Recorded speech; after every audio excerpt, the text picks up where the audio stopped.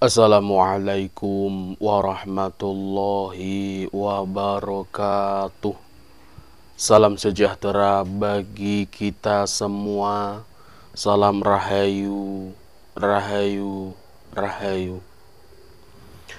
Jumpa kembali dengan saya di channel YouTube Mambu Santri Channel. Baik sahabat-sahabat, di kesempatan yang baik ini nanti kita akan membahas sebuah tema yang berjudul cara merawat khodam dan juga ilmu turunan leluhur. Banyak ilmu-ilmu leluhur ataupun khodam-khodamnya itu yang menurun kepada kita. Mungkin juga termasuk pada panjenengan. Mungkin panjenengan juga salah satu orang yang mewarisi khodam ataupun ilmu dari keturunan leluhur jenengan. Dan khodam ataupun ilmu turunan itu juga perlu dirawat, sahabat. Karena apa? Kalau tidak dirawat, itu mungkin tidak bisa berfungsi atau tidak bisa dimanfaatkan. Sudah banyak kejadian bahwa ilmu dan juga khodam turunan leluhur ini itu tidak bisa difungsikan karena kesalahan kita sendiri. Kesalahan kita, apapun yang kita lakukan itu ternyata bisa merusak atau bisa menghancurkan dari khodam dan ilmu keturunan tersebut.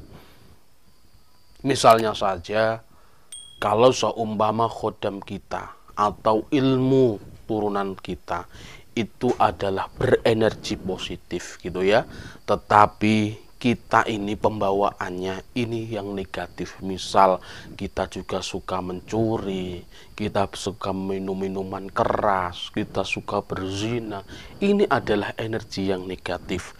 Dan ternyata khodam ataupun ilmu kita itu positif, ini tidak bisa bersatu, sahabat. Dan ini bisa juga khodam atau ilmu turunan leluhur kita itu akan menjadi disfungsi. Jadi tidak bisa difungsikan, tidak bisa dimanfaatkan, tidak bisa untuk menolong orang. Ini misal lagi, contoh lagi gitu ya, yaitu kita jarang melatihnya, melatih khodam atau ilmu-ilmu kita. Ini juga tidak bisa difungsikan. Karena apa? Biasanya kalau kita mempunyai khodam atau kita mempunyai ilmu turunan dari leluhur, itu kita akan bermimpi. Nah, di lewat mimpi tersebut itu biasanya kita akan diajak untuk berkomunikasi, dan juga biasanya kita diberitahu caranya untuk melatih atau bisa menghidupkan atau menambah energi dari energi ilmu-ilmu kita. Nah, lalu bagaimana sih caranya untuk merawat khodam dan ilmu turunan leluhur?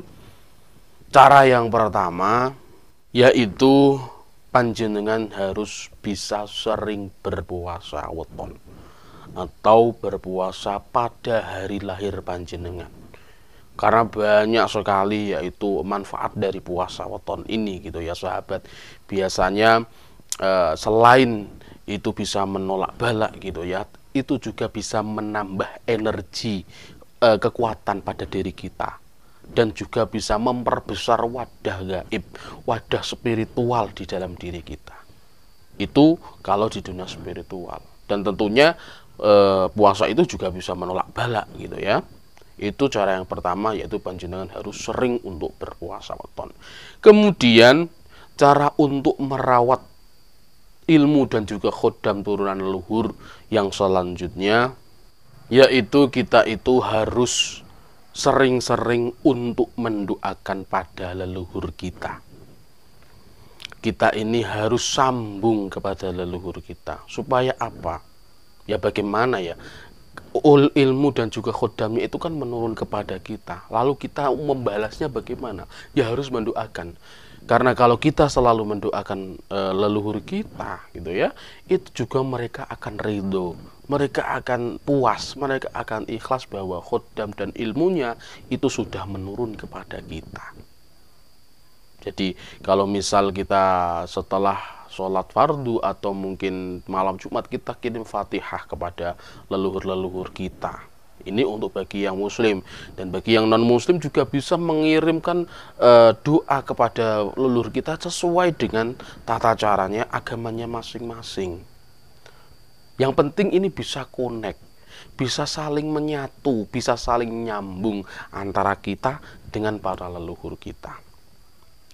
Kemudian cara untuk merawat ilmu dan khuddam turunan leluhur kita, yaitu kita itu harus sering-sering bertirakat atau berpuasa. Selain puasa weton yang sudah saya sebutkan tadi tentunya gitu ya. Banyak puasa di sini, misal juga ada puasa Muti, puasa Ngrowot, yang muslim juga ada puasa Senin Kamis, puasa Daud dan sebagainya. Karena apa? Puasa ini itu bisa membersihkan hati dan juga pikiran kita. Dan juga puasa itu bisa menjauhkan atau bisa mengekang ya nafsu kita. Nah, setelah nafsu kita sudah terkekang, setelah jiwa kita bersih, otomatis energi yang ada pada diri kita ini akan meningkat. Nah, setelah energi kita meningkat, maka kekuatan atau khasiat dari ilmu-ilmu dan khuddam leluhur ini juga akan terasah gitu loh. Juga bisa difungsikan dengan baik, bisa kita manfaatkan dengan baik tentunya. Kemudian cara untuk merawat khuddam dan ilmu turunan leluhur yang selanjutnya, kita itu harus mencari guru spiritual. Supaya apa? Supaya bisa membimbing kita untuk mengasah ilmu-ilmu kita, kan gitu ya. Makanya saya juga sering mengatakan bahwa kita ini harus mencari guru spiritual yang ahli di bidangnya, supaya bisa membimbing kita, bisa mengarahkan kita bagaimana baiknya, bagaimana buruknya. Ini juga bisa diarahkan gitu loh, supaya kita ini tidak salah arah. Dan kekuatan atau apapun yang ada di dalam diri kita, baik itu bakat spiritual ataupun khuddam dan ilmu turunan leluhur, ini bisa terasah sehingga bisa difungsikan untuk membantu orang lain atau bisa digunakan untuk sesama. Kemudian cara untuk merawat khuddam dan juga ilmu turunan leluhur, yaitu kita itu harus bisa berbuat baik kepada semua makhluk.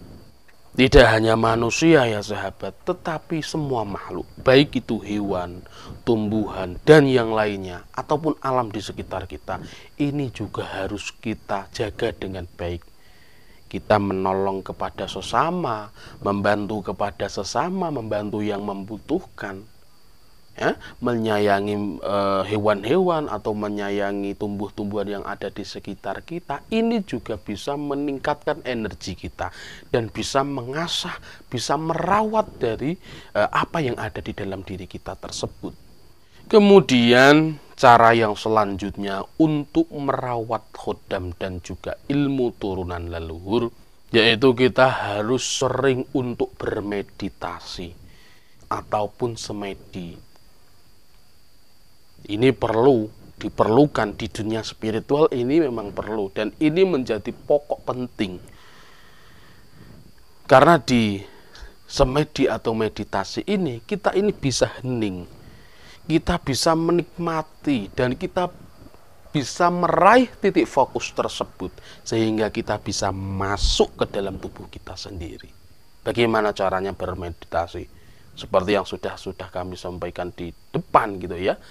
Yaitu caranya panjenengan masuk di dalam kamar, kemudian matikan seluruh cahaya, kemudian panjenengan menghadap ke kiblat, terus panjenengan fokus sampai panjenengan menemukan titik fokus, sehingga ketika panjenengan menemukan titik fokus itu, panjenengan akan masuk sendiri, panjenengan akan masuk ke dalam tubuh panjenengan sendiri, dan itu tandanya panjenengan sudah bisa melalui tahap itu. Yang penting fokus dulu sahabat kalau semedi, hening dulu ya, jangan rame-rame gitu ya.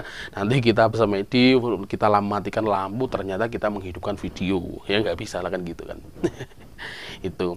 Kemudian cara yang selanjutnya dan juga cara yang terakhir, yaitu kita harus bisa mendekatkan diri kepada Tuhan.